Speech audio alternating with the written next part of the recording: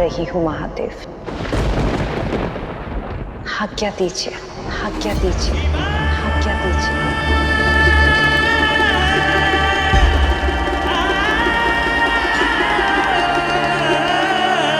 रुको पार्वती, कहाँ जा रही हो अपने शिव को छोड़कर?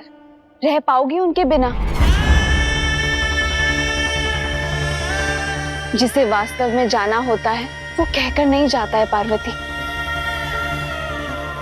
यदि तुम सच में शिव के प्रेम से मुक्त होना चाहती हो तो उनकी भक्ति में लीन क्यों होना चाहती हो? क्यों जाने से पहले उनकी आज्ञा लेना चाहती हो पार्वती? क्योंकि भक्ति, बिना प्रेम के भक्ति का क्या अस्तित्व है? क्या बिना प्रेम के कोई भी भक्ति संभव है? पर पार्वती, बिना प्रेम के विंध्य कुमार के साथ विवाह करना अनुचित है। पार्वती, निकाल दो अपने इस मन के विचलन को, भीतर के इस संचय को। कैसा संचय? कैसी विचलन? स्मरण है दीदी, आपने मुझसे एक प्रश्न किया था जिसके उत्तर में मैंने कहा था हाँ, मैं शिव से विवाह करूंगी। परंतु उसके पश्चात मुझे शिव की नाव के सम्मुख होना पड़ा, माता पिता के नाव के सम्मुख होना पड़ा। अब बात विवाद के लिए कुछ नहीं है। वहां द्वार पर मेरा वर खड़ा है, मुझे जाना होगा दीदी।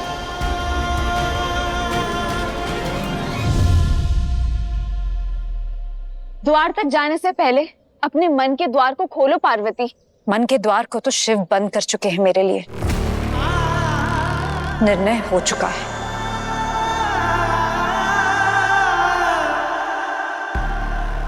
रुको पार्वती, तुम जाना चाहती हो ना तो चली जाना, किंतु जाने से पहले मेरे एक प्रश्न का उत्तर दो। क्या तुम्हें शिव से प्रेम है या नहीं?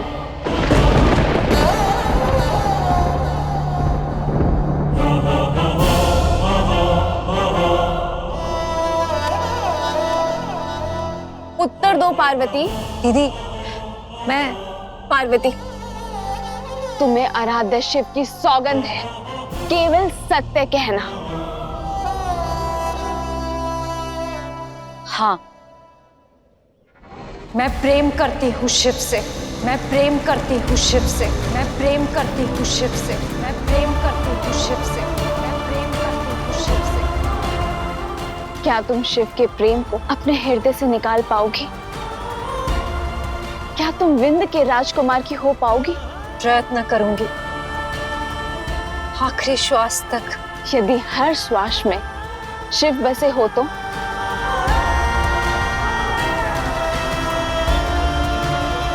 बोलो पार्वती, क्या तुम अपने मन से प्रयास कर पाओगी? उत्तर दो पार्वती। नहीं, कभी भी नहीं।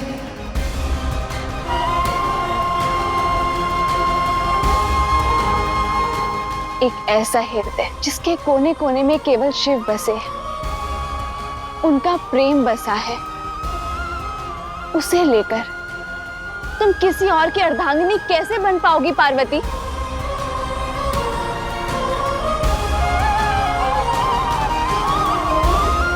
मौन क्यों हो पार्वती? उत्तर दो।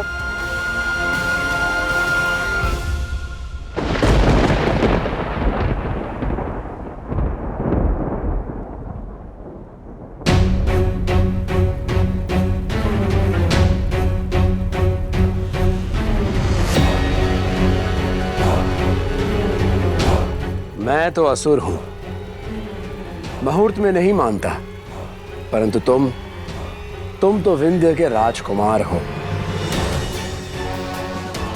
शुभ मुहूर्त निकला जा रहा है और तुम्हारी होने वाली पत्नी श्रृंगार कर रही है।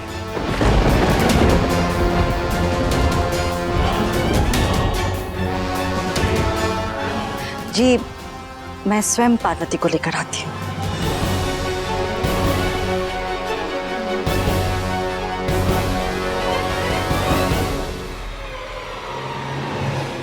बालपन में जब तुम्हें खिलौने अच्छे नहीं लगते थे ना, तो तुम माता पिता श्री से अपने मन की बात नहीं छिपाती थी, उनसे सब सत्य कह देती थी। तो फिर अब उनसे सत्य कहने में कैसा संकोच? अपना सत्य, अपनी मन की बात माता पिता के समक्ष रखना उनका अपमान करना नहीं होता है पार्वती। परंतु माता पिता की इच्छा का सम्मान न करना, ये भी तो उनका अपमान है ना। माता पिता के निर्णय के विरुद्ध जाना, ये भी तो अनुचित है ना दीदी। अनुचित? माता श्री ने मुझे कक्ष में बंद कर दिया था, मुझे बंदी बना दिया था, क्या वो उचित था? उन्हें शंका थी कि मैं तुम्हें भ्रमित कर रही हूं, क्या उनका यह अनुमान उचित था? पार्वती, जब संबंधों की मर्यादा बढ़ने लगे तो प्रश्न और उत्तर का आधार बढ़ा देना चाहिए।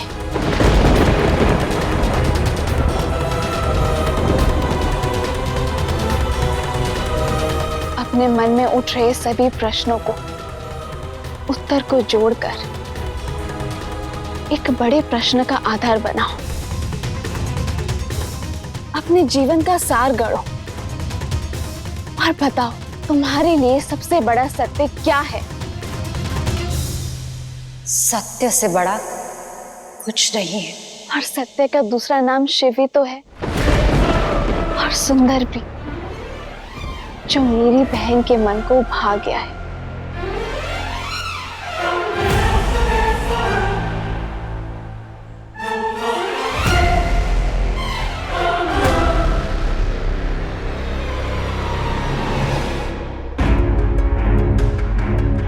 अरे तुम लोग यहाँ क्या कर रही हो? और पार्वती कहाँ है?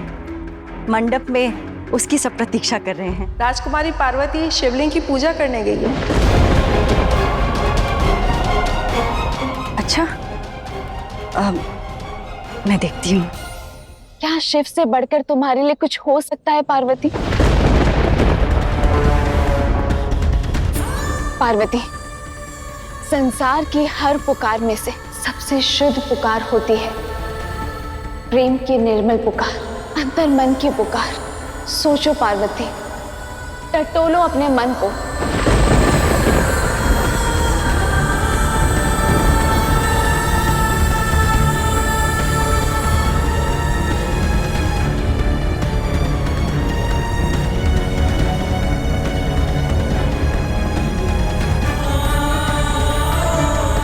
पार्वती, अपने भीतर उठ रहे उलझनों के इस भंवर को शांत करो। बालपन से तुम ही तो कहती हो ना कि शिव को स्पर्श करने से तुम्हें शांति का अनुभव होता है।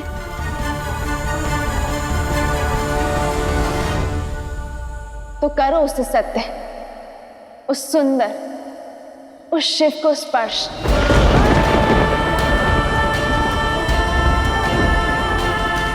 शांत करो अपने मन को और फिर सोचो कि आगे क्या करना है।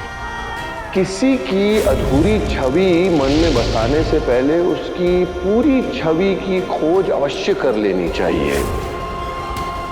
शिव को देखकर कौन डरता है? शिव के पास जाओ तो भय मिट जाता है। ऐसा लगता है मैं अपनी माँ के गोद में हूँ। इससे भय लगे वो महादेव नहीं। यदि आप इस कोमल पुष्प को इसमें मिला देंगी तो निश्चित ही ये शिवलिंग बन जाएगा, क्योंकि महादेव के लिए तप में दृढ़ता के साथ साथ कोमल प्रेम की भी आवश्यकता है।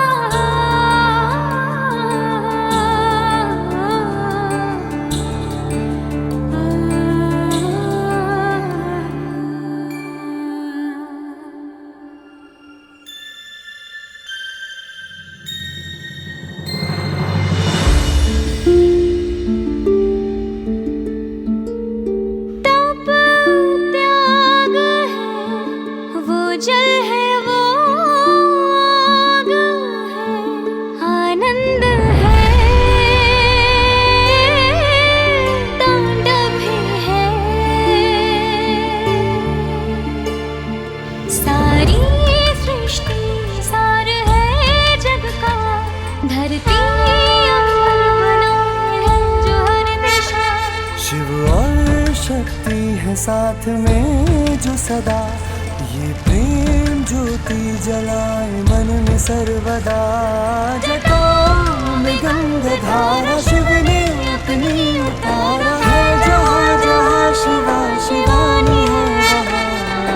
शिव अघोर है, शक्ति स्वयं पूर्ण है, ऐसा प्रेम डोर है जो टूटे ना। है ये एक दूजे से, है ये एक दूजे में, कुछ ना एक दूजे के है बिना। शिव अघोर है, शक्ति स्वयं पूर्ण है, ऐसा प्रेम डोर है जो टूटे ना। है ये एक दूजे से, है ये एक दूजे में, कुछ ना एक दूजे के है बिना।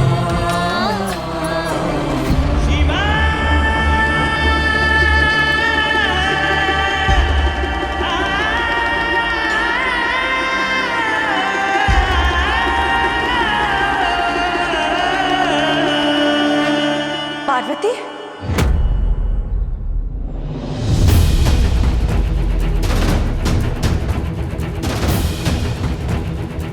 तुम यहाँ क्या कर रही हो? पार्वती,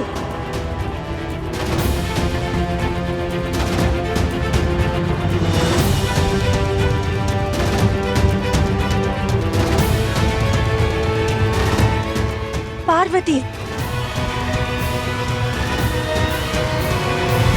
पुत्री तुम यहाँ क्या कर रही हो? वह सब तुम्हारी प्रतीक्षा कर रहे हैं। चलो मेरे साथ, आ जाओ।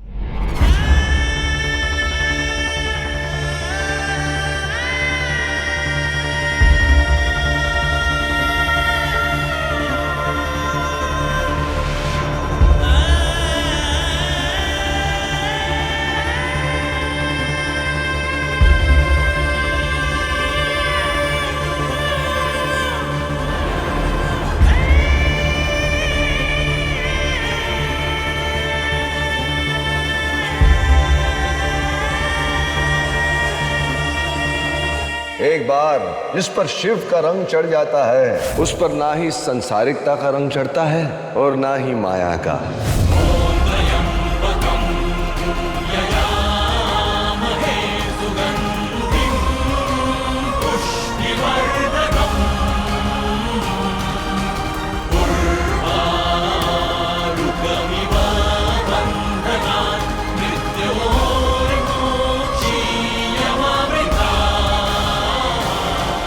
इससे आगे मैं कुछ नहीं कर सकती पार्वती। अब जो भी करना है तुम्हें ही करना है। तुम्हारी नियति अब तुम्हारे हाथों में है पार्वती।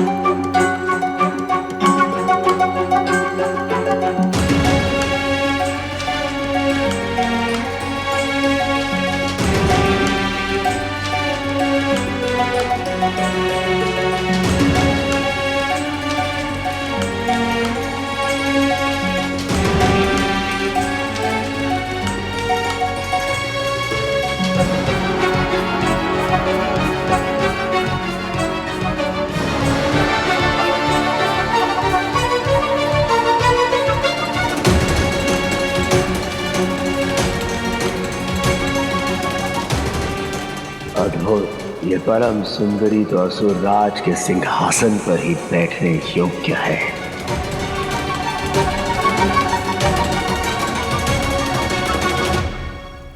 पर्वतराज हिमवान, आपकी पुत्री बहुत सुंदर है,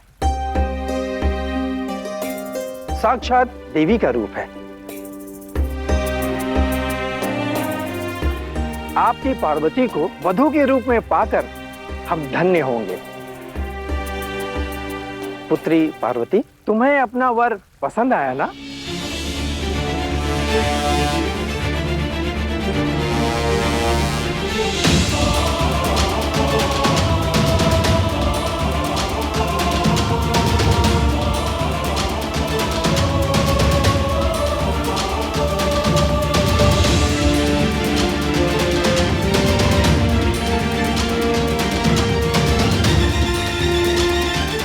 पार्वती पुत्री, आप विंध्य राजा तुमसे कुछ सवाल कर रहे हैं, उत्तर दो।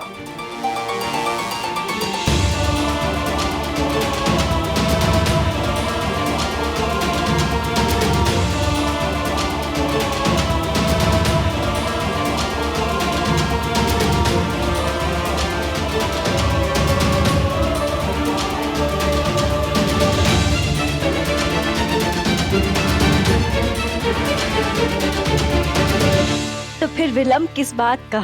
एक दूसरे को माला पहनाकर परिणय सूत्र की पहली गांठ बांध दो।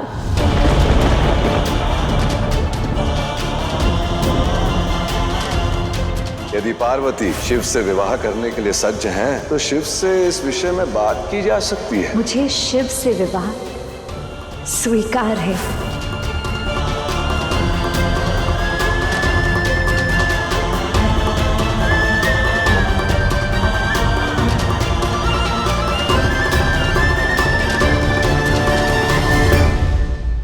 ये बात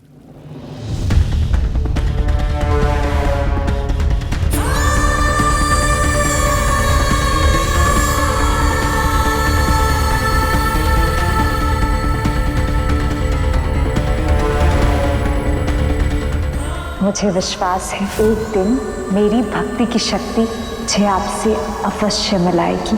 अपने हाथों से बनी इस माला को मैं आपके प्रतीक को नहीं, स्वयं आपको पहनाऊंगी शिव।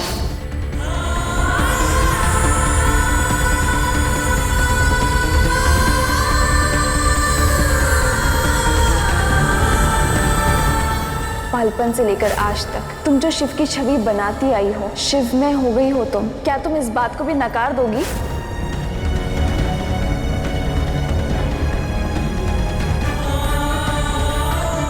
शिव अनादि हैं, शिव अनंत हैं। इस संसार के कण कण में शिव ही तो हैं।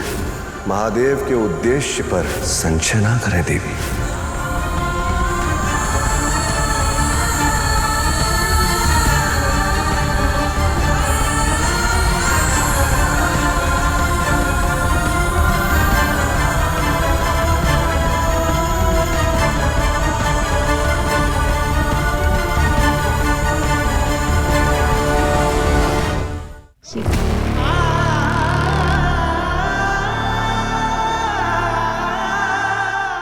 अपने मन के द्वार को खोलो पार्वती। जब मन दुविधा में हो तो किसी निर्णय या निष्कर्ष पर पहुंचने से पूर्व एक बार पुनः विचार अवश्य कर लेना चाहिए। सत्य का दूसरा नाम शिव ही तो है, और सुंदर भी, जिसके कोने कोने में केवल शिव बसे। तुम किसी और की अर्धांगिनी कैसे बन पाओगी पार्वती?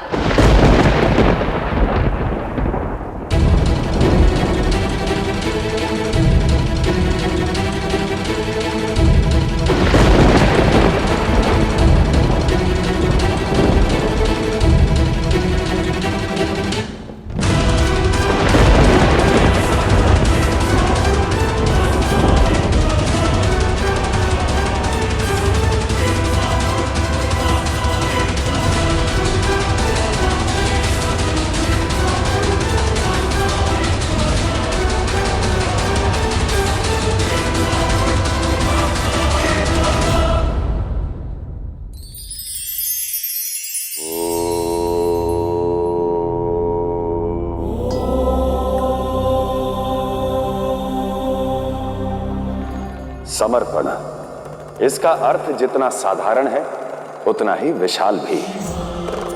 ये वो भाव है जो स्वतः केवल तब आता है जब आप स्वयं से निकलकर स्वयं को देखते हैं। जब आप अपनी सभी इच्छाएं खो देते हैं तब होता है समर्पण। कभी आराध्य के लिए, कभी लक्ष्य के लिए, तो कभी स्वप्न को सत्य करने के लिए। संसार में कुछ पाना है तो स्वयं को उस दशा में लाना होगा जहां कोई इच्छा ना रहे, कोई भय ना रहे। तब आप पूर्णतः सज्ज होते हैं। तभी आराध्य की कृपा मिलती है और तभी लक्ष्य का प्रसाद मिलता है।